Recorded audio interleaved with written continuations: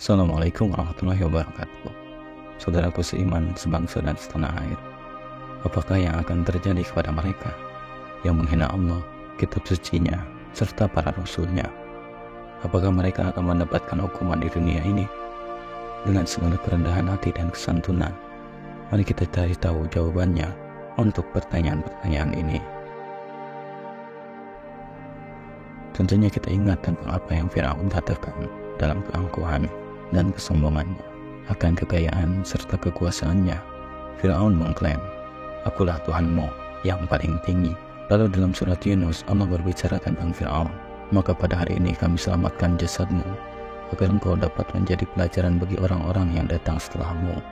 Tapi kebanyakan manusia tidak mengindahkan tanda-tanda kekuasaan kami." Kita semua tahu kisah di baliknya. Ketika laut terbelah menjadi dua, memungkinkan Musa dan Bani Israel untuk menyeberang. Tetapi ketika Firaun dan tentaranya berada di tengah lautan, kedua sisi lautan bertabrakan, menenggelamkan dan membunuh Firaun serta tentaranya yang sombong. Tubuhnya bahkan tidak ditemukan selama berabad-abad dan telah diawetkan di dasar laut hingga tahun 1978 ketika sekelompok peneliti menemukannya. Dunia melihat tanda lain tentang ibrah dan pelajaran dan hukuman bagi mereka yang menghina Yang Maha Kuasa. Sanad bin Ad adalah Raja Yaman yang sombong dan angkuh. Dia menolak jalan Allah. Orang-orang yang beriman di dalam kerajaannya mengajaknya untuk kembali ke jalan yang benar. Tapi dalam kesombongannya dan keangkuhannya, dia berkata, "Aku tidak memerlukan siapapun.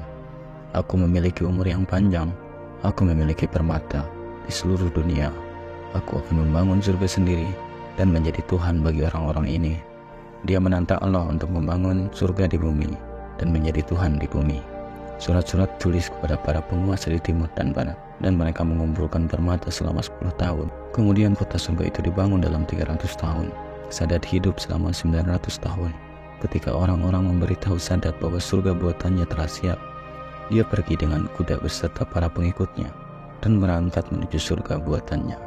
Namun malaikat maut datang dari langit dan mengambil nyawanya. Mereka ditinggalkan mati di tempatnya. Dia bahkan tidak dapat melihat surga buatannya. Itulah keperkasaan Allah yang Maha Kuasa. Stephen Hawking, saudara-saudariku, siapa yang tidak mengenal pria yang sangat pintar ini? Tahukah Anda apa yang dia katakan tentang Tuhan? Dalam kata-katanya, Stephen Hawking berkata, "Tuhan adalah dongeng, terlepas dari fakta bahwa dia menderita penyakit neurologis sejak usia 21 tahun. Dia menderita lebih banyak di usia tuanya melalui istrinya sendiri. Tidak lama setelah menikah dengan Mason, Profesor Hawkins mulai menderita serangkaian cedera misterius, pergelangan tangan patah, celah di tengkorak, paha patah, 3 goresan di wajah. Media serta 2 anak Hawkins semuanya menyalahkan Mason. Beberapa perawat bahkan datang dengan kesaksian tentang kemarahan Mason, termasuk satu insiden di mana Hawkins mengetik, "Saya tidak boleh ditinggalkan sendirian dengan dia. Tolong pergi cari seseorang untuk menggantikannya." Mantan asisten Hawkins, Sui Masih, mengklaim bahwa perilaku Mason mendorongnya untuk berhenti. "Saya meninggalkan Stephen karena saya tidak tahan," katanya kepada media. Helen adalah monster. Cedera tersebut hanya terjadi ketika Hawkins dan Mason berdua. Sehingga apa yang bisa kita simpulkan? Apakah ini masuk akal? Seorang selebriti besar, seorang pemikir besar, dengan karya-karyanya yang masih diteliti hingga saat ini. Tetapi apakah dengan seperti ini dia menjalani hidupnya di rumahnya sendiri? Tidakkah ini adalah sebuah tanda-tanda? Apakah Anda masih ingat dengan apa yang terjadi dengan Titanic, kapal megah terbesar pada masanya? Tidak lama setelah selesai, pembuatnya mengatakan tentang kapal buatannya, bahkan Tuhan pun tidak akan mampu menenggelamkannya. Kapal tersebut tenggelam dengan sangat buruk dan tenggelam ke dasar laut yang dalam. Jesse Dwayne Ricardo Onfroy, seorang rapper Amerika yang dikenal dengan nama Temptation, adalah seorang selebriti besar di media. Lagu-lagunya menjadi hits dan populer, tapi dia mengeluarkan komentar yang sombong dan arogan. Dan itulah awal serta akhir dari semuanya. Dia mengatakan, 1 tahun dari sekarang, semua orang akan menyembahku. Keangkuhan dan kesombongan memasuki kepalanya ketika dia mengatakan ini. Apakah Allah akan membiarkannya begitu saja? Lihat apa yang terjadi kepadanya. Dia baru saja meninggalkan Ripa Motorsport bersama seorang teman ketika sebuah SUV datang di depannya dan menghalangi BMW-nya. Video CCTV menunjukkan Dua penyerang bersenjata menghadapinya di jendela pengemudi, dan satu tembakan mengenainya berulang kali.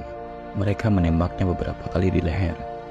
Mereka kemudian meraih tas Louis Vuitton yang berisi uang yang baru saja diambil oleh Temptation dari bank. Lalu perampok tersebut kembali ke SUV dan kabur. Anehnya teman reportnya tidak terluka. Mengapa mereka menembaknya sampai beberapa kali, sedangkan yang mereka butuhkan hanyalah uang? Dan ini merupakan akhir tragis dari sang selebriti muda tersebut. Tancredo Neves adalah seorang presiden terpilih dari Brasil, tapi dia tidak pernah bisa mengambil alih jabatannya. Kata-katanya pada saat pemilihan adalah, "Tuhan pun tidak akan mampu menghalangi saya dari jabatan presiden jika saya memenangkan suara." Dan pada saat pemilihan suara berlangsung, tahukah yang terjadi? Dia memenangkan pemilihan suara saudara-saudariku, tapi dia tidak pernah bisa mengambil alih jabatannya sebagai presiden. Tebak mengapa? Terkena penyakit parah pada malam menjelang pelantikannya pada 14 Maret 1985 dan meninggal 30 hari setelahnya, tepat di malam pelantikannya. Dia meninggal akibat divertikulitis dan tidak pernah mengambil posisinya sebagai presiden. Dapatkah Anda membayangkan dia memenangkan suara dalam pemilihan presiden, tetapi Allah membuatnya tidak pernah benar-benar menjadi presiden? Dengan berbagai kejadian seperti ini, kita dapat mengambil kesimpulan bahwa segala kekuasaan dan kehormatan milik Allah. Tentunya kita harus berkaca pada untaian nasihat Luqman Al-Hakim kepada anaknya, dan janganlah engkau memalingkan wajahmu dari manusia karena sombong. Sesungguhnya Allah tidak menyukai orang-orang yang angkuh dan menyombongkan diri. Tidak terhitung pelajaran dan kejadian terdahulu yang bisa kita ambil ibrahnya. Maka dari itu Islam mengajarkan kerendahan hati, sehingga kita bisa mendapati kebahagiaan di dua negeri. Dan janganlah kita menanamkan benih kesombongan hingga menuai kehinaan di dunia dan di akhirat. Maha benar Allah dengan segala firman-Nya. Semoga Allah menjaga kita dari segala keangkuhan dan kesombongan.